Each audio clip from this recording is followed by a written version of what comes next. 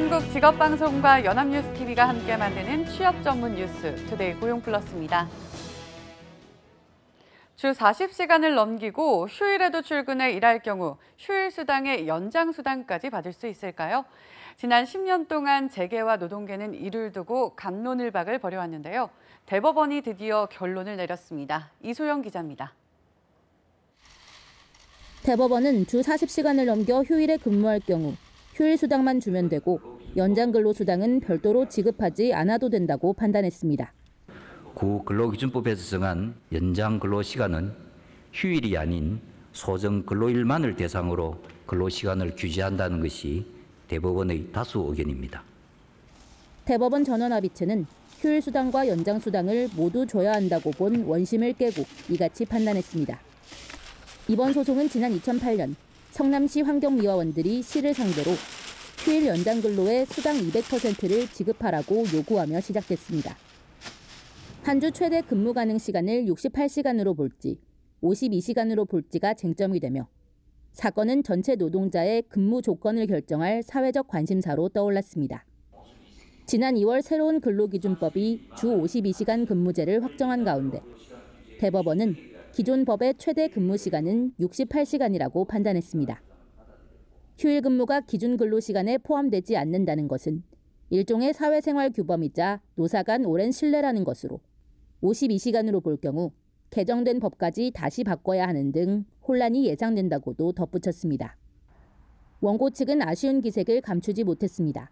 시간의 근로에 관해서 소정 근로일만 전제를 했다는 그 결과는 기존의 하급심이라든가 기존의 판례도 좀 반하는 게 아닌가라는 생각이 듭니다. 이번 판결은 현재 대법원에 계류된 35건의 비슷한 사건에도 영향을 줄 것으로 보입니다.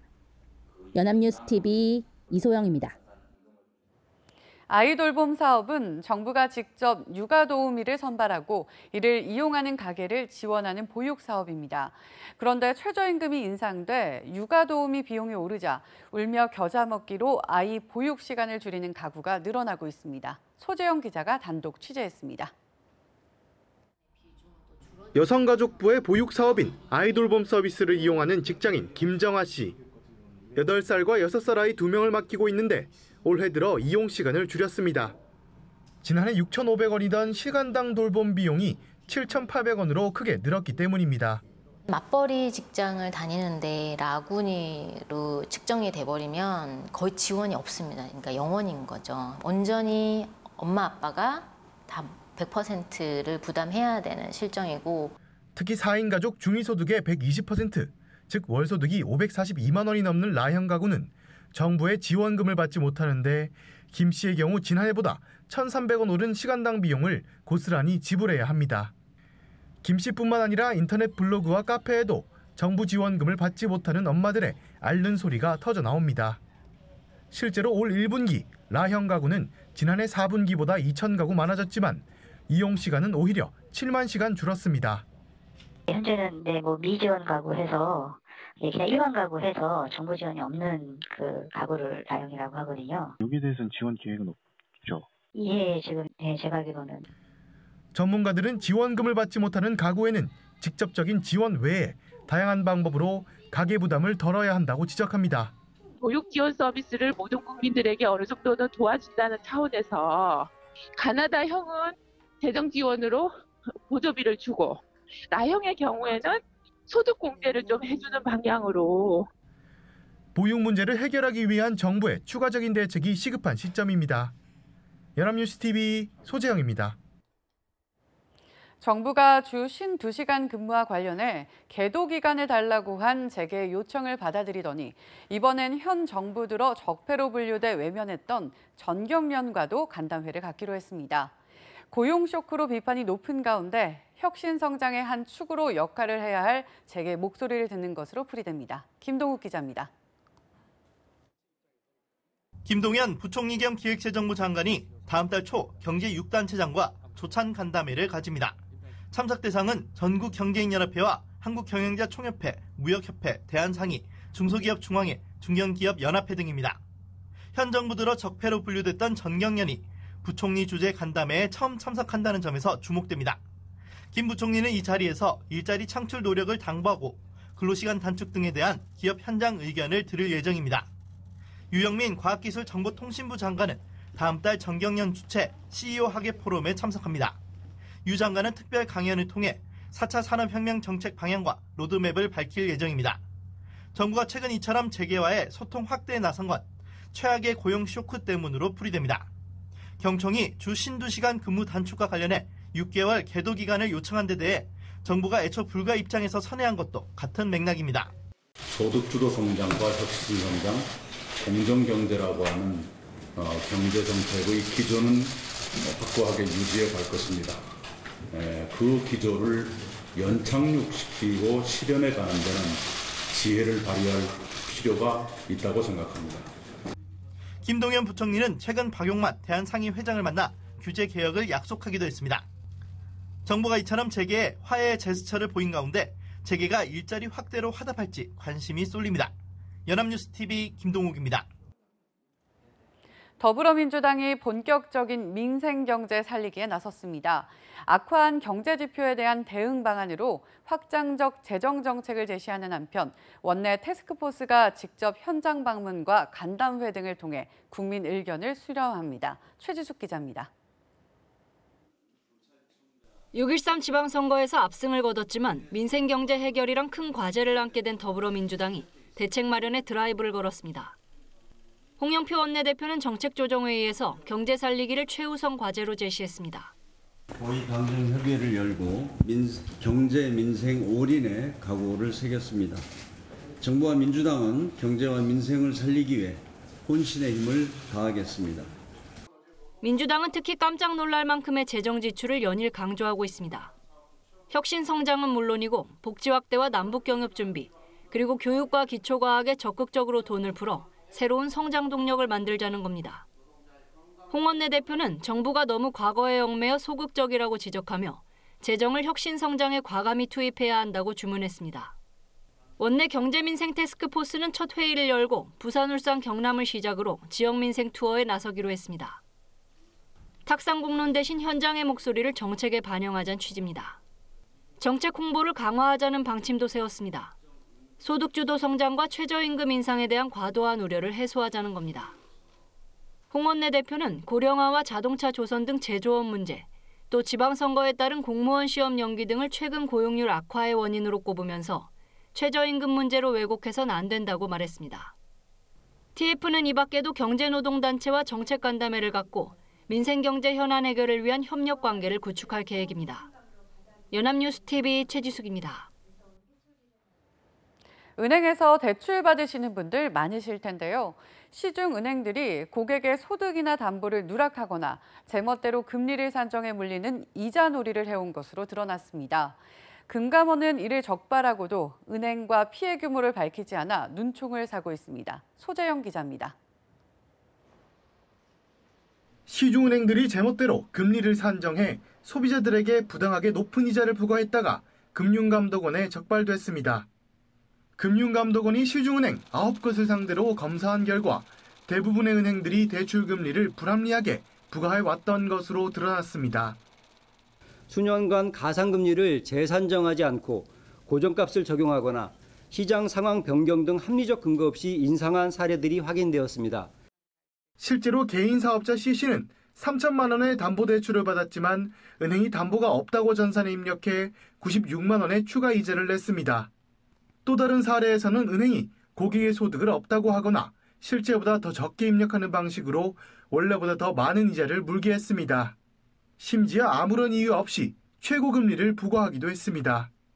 금감원은 해당 은행이 어디인지 또 피해 규모가 얼마인지도 밝히지 않아 금융 소비자들은 검사 결과가 공시될 때까지 한 달 정도 기다려야 할 처지입니다. 당장 한 푼이 아까운 서민층에게만 부담이 계속될 것이라는 우려도 나옵니다. 소득 누락, 담보가액 누락을 가지고 대출 금리를 높였는데도 만약 몰랐다고 하면 그런 분들은 이제 금융 지식이 부족한 분일 가능성이 높은데요. 그러니까 이러한 은행들의 행태가 금융 지식이 부족한 상대적으로 서민 이런 분들한테 집중적으로 금감원은 은행과 협의해 과다하게 받은 이자를 고객들에게 환급하고 대출금리 산정과 운용에 있어서 업무 개선을 지도할 예정입니다. 또 앞으로 이런 사례의 재발을 막기 위해 고객들에게 대출금리 산정 내역서를 제공해 투명성을 강화할 방침입니다. 연합뉴스TV 소재영입니다. 검찰이 이례적으로 경제검찰로 불리는 공정거래위원회를 압수수색했습니다. 그러자 김상조 공정위원장은 내부 점검과 혁신을 하겠다며 말을 아꼈는데요. 일각에선 검찰과 공정위 간 업무 영역을 둘러싼 갈등이 격화할 것이라는 분석까지 나옵니다. 한상용 기자입니다. 검찰이 공정거래위원회 사무실을 압수수색한 다음 날 김상조 공정위원장이 검찰 수사와 관련해 입을 열었습니다. 우리 공정위가 국민들로부터 신뢰받지 못한 부분이 있는 것은 아닌가라고 스스로 점검하고 반성을 통해서 내부 혁신의 어떤 노력을 더욱더 해나가도록 하겠습니다. 김 위원장의 이러한 발언은 검찰이 세종시에 있는 공정위를 공개 수사한 뒤 나왔습니다. 검찰은 대기업 부당행위 등을 조사해온 공정위 기업집단국을 압수수색했습니다. 검찰은 공정위의 일부 퇴직 간부들이 법을 위반해 유관기관에 취업했는지 여부, 대기업 공시의무 위반 등을 문제 삼지 않고 넘어간 점을 조사 중인 것으로 알려졌습니다. 특히 검찰은 작년에 김 위원장이 새로 만든 기업집단국의 전신 조직인 시장감시국과 기업집단과 등을 집중 조사하는 것으로 전해져 관심을 모으고 있습니다. 김 위원장은 일단 말을 아끼는 분위기입니다. 제가 구체적인 말씀을 드리는 것은 적절하지 않다고 생각을 하고 검찰의 수사에 성실히 임할 것이고 결과가 나온다면 저희들이 겸허히. 일각에선 검찰의 이번 공정위 수사가 전속 고발건을 둘러싼 양측의 힘겨루기가 아니냐는 지적이 제기되고 있습니다. 전속 고발건은 공정거래법 위반 행위와 관련해 공정위에 고발이 있어야 검찰이 수사할 수 있는 제도인데 공정위의 전속 고발건을 못마땅해야 하는 검찰은 이번 수사를 통해 이 제도의 취지가 제대로 작동했는지를 들여다볼 것으로 예상됩니다. 연합뉴스TV 한상용입니다. 서울시장으로는 처음 3선에 오른 박원순 시장이 연합뉴스TV와 당선 인터뷰를 가졌는데요. 3기 때는 한국 경제의 30%를 차지하는 자영업자의 삶에 숨통이 트이게 하고 싶다고 말했습니다. 김태종 기자가 전해드립니다. 6.13 지방선거에서 3선에 성공한 박원순 서울시장은 가장 애착가는 공약으로 이른바 자영업자 3종 세트를 꼽았습니다. 자영업자들, 서울시만 해도 한 100만 명이 넘는데 이분들을 위한 3가지 3종 세트 정책, 그건 정말 저는 빛나는 정책이라고 보거든요. 자영업자들에게 부담되는 카드 수수료 제로를 위한 서울페이 도입, 병원에 갈 수 있도록 도와주는 유급병가제 실시, 폐업을 해도 실업급여를 받을 수 있는 고용보험 지원이 그것입니다. 자신이 밝힌 시민 삶을 바꾸는 10년 혁명, 각자 도생의 사유를 넘어서 사회적 우정의 시대를 여는 구체적인 사례 중 하나라고 박 시장은 강조했습니다. 그러면서 지난 6, 7년간 열심히 했지만 여전히 혁신의 사례를 끊임없이 만들어내야 한다고 의지를 밝혔습니다. 3선까지 오르는데 운이 좋다는 세간의 평가에 대해 그는 그런 점이 있죠. 그렇지만 또 제가 이 시민들로부터 저는 신뢰받는 데는 나름 그래도 이유가 있었다. 삶의 변화, 패러다임의 변화를 만들어 서울이 세계적인 모델이 됐다고 생각한다고 말했습니다. 6.13 지방선거에서 당의 대승에 힘을 보태며 차기 대권 주자로서 다시 한번 주목을 받고 있지만 박 시장은 말을 아꼈습니다. 당선증에 잉크도 안 말랐는데 지금 뭐 다른 생각을 저는 할 여유가 없고 또 해서도 안 된다고 생각하고 있습니다. 남북 교류를 추진 중인 박 시장은 평양을 방문하면 평양냉면에 대동강 맥주를 한 잔 시원하게 들이키고 싶다고 말했습니다. 연합뉴스TV 김태종입니다.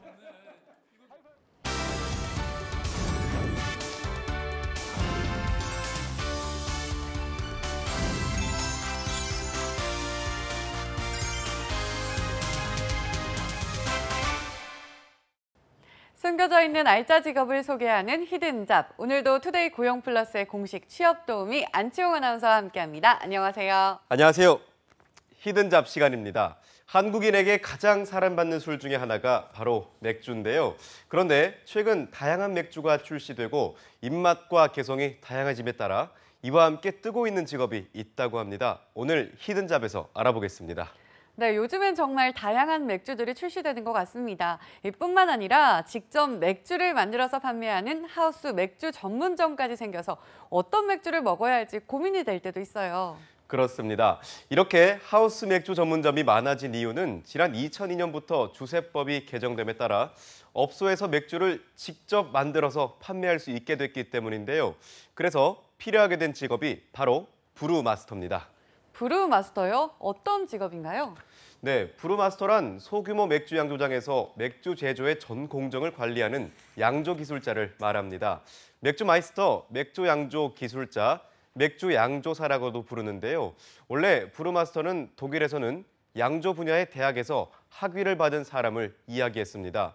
그런데 세계적으로 하우스 맥주가 각광을 받으며 소규모 맥주 양조장과 하우스 맥주 전문점에서 맥주의 제조에서부터 판매까지의 전 과정을 책임지는 맥주 전문가를 말하는 의미가 됐죠. 네, 그렇군요. 제대로 커피를 만드는 커피 전문점엔 바리스타가 꼭 있잖아요. 브루마스터 역시 그런 역할을 하는 건가요? 비슷합니다. 하지만 맥주의 경우 커피보다 만드는 법이 복잡하고 제조 공정도 책임져야 하기 때문에 브루마스터의 역할은 보다 넓다고 할 수 있습니다. 아시다시피 대형 맥주 회사로부터 맥주를 공급받아서 운영하는 기존의 맥주점과는 달리 소규모 맥주의 경우 이 재료와 가공 방법, 양조 기계에 따라서 업소 특유의 색다른 맥주 맛을 낼 수 있는데요. 브루마스터는 여기에서 고객의 구미에 맞는 맥주의 타입을 결정하고 맥주의 주재료인 효모와 메가, 홉 따위를 감별하는 일에서부터 맥주가 나오기까지의 모든 맥주 제조 공정을 관리하고 완성된 맥주의 품질을 관리하는 일까지를 말하는 거죠. 와, 맥주의 전 과정을 책임진다는 것이 결코 쉬운 일은 아닐 것 같은데요. 그만큼 브루마스터가 하우스 맥주를 만들 때 중요한 역할을 한다는 뜻이겠네요. 그렇습니다. 이 브루마스터의 역할을 보다 자세히 이해하기 위해서는 맥주 만드는 법을 살펴봐야 하는데요. 맥주의 핵심 원료는 메가와 물입니다. 먼저 해외에서 수입해온 메가가 들어오면 브루마스터가 검증한 메가에 한해서 분쇄기에 넣어 분쇄하게 되는데요. 다음으로 당화조로 올려 보내서 메가를 담고 뜨거운 물을 넣어서 메가로부터 단물을 추출하게 됩니다. 그런 후에 라우터링이라는 여과 장치로 당화된 맥즙을 맑은 상태로 뽑게 되는데요. 분리된 맥즙을 100도 이상에서 끓이고 이후 홉을 넣어서 차갑게 식혀 효모를 넣은 후 탱크로 보내져 발효 및 숙성을 시키게 됩니다. 네, 그렇군요. 상당히 까다로운 공정인데 세심한 관리가 필요할 것 같습니다. 또 맥주의 종류마다 드러나는 이 재료의 비율도 조금씩 다르다고 들었는데요. 브루마스터는 이러한 비율을 조절하는 역할도 하게 되는 건가요? 네, 그렇습니다. 이 소규모로 수제 맥주를 만들 때는 기본 레시피가 주어져도 주지를 제대로 또 일정하게 만들기 어려운데요. 바로 급수량과 여과 과정, 그리고 효모와 홉의 사용 비율에 대한 종합적인 노하우를 가지고 있어야 하기 때문인데요. 그래서 전문적인 지식을 가지고 있는 브루마스터의 역할이 더욱더 중요하다고 말할 수 있습니다. 네, 같은 재료를 써도 음식 맛이 달라지듯이 맥주 역시 전문가가 만들어야 그 맛을 살리고 주지를 유지할 수 있다는 뜻이 되겠군요. 그렇다면 브루마스터가 되기 위해서는 어떻게 해야 되나요? 네, 국내에는 아직 브루마스터가 되기 위한 정식 전문 교육 과정은 없는데요. 현재는 맥주 제조 기술이 발달한 나라에서 교육 과정을 이수하는 경우가 많습니다. 맥주 양조학으로 유명한 나라는 역시 맥주의 종주국인 독일인데요. 독일의 직업학교에서 양조학 과정에 입학해서 2년간 교육을 받은 뒤에 현장 실습을 통해 마이스터를 따거나 세계에서 유일하게 맥주 양조공학 과정이 개설된 뮌헨 공과대학에서 유학을 하는 방법을 주로 택하고 있습니다. 하지만 굳이 유학을 가지 않더라도 일단 국내 소규모 맥주 양조장에서 취업해서 먼저 맥주 양조 기술에 대한 전반적인 실무 과정을 익힌 뒤에 해외에서 브루마스터에 대한 공부를 보다 심층적으로 할 것인지 결정하는 방법도 있습니다. 뿐만 아니라 국내의 소규모 맥주 양조장과 하우스 맥주 전문점이 늘어나는 만큼 브루마스터에 대한 전망이 밝아서 곧 국내에서도 이와 관련한 자격증과 관련 교육기관이 조만간 생길 것이라는 것이 업계의 전망입니다. 네, 와인 앤 소믈리에, 커피 앤 바리스타라는 전문가가 있습니다. 모두 국내에 처음 들어왔을 땐 생소한 직업이었지만 이제는 각 분야에 없어서는 안 될 직업이 되었죠. 브루마스터 역시 그렇지 않을까요? 아직 블루 오션으로 남아있는 만큼 맥주를 좋아하는 분이라면 꼭 도전해 보시기 바랍니다. 지금까지 히든잡 안치홍 아나운서였습니다. 고맙습니다. 고맙습니다. 지금까지 투데이 고용플러스였습니다. 오늘 저희가 준비한 내용은 여기까지입니다. 함께해 주신 여러분 고맙습니다.